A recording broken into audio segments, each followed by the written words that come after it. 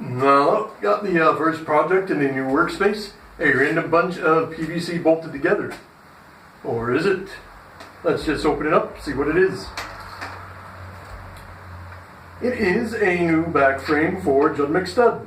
We'll just put these bolts in here to secure it in position. This is going to be one of the more production model ones.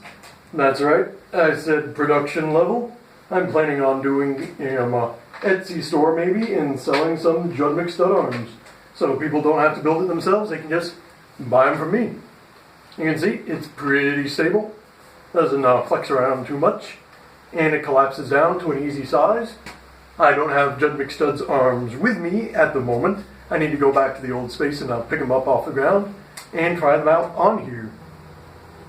I built this in about, probably a half hour, and that's including cutting the PVC by hand with a hacksaw, so you can imagine how much faster it's going to be with my jigsaw. So I'll be able to make these things pretty quick and hopefully eventually start up an Etsy store once I figure out how to make nice mass-produced paneling.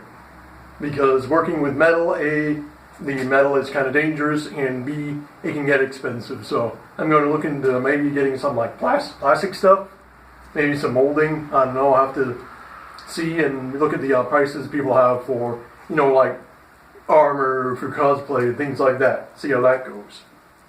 So, I guess that will be all for today.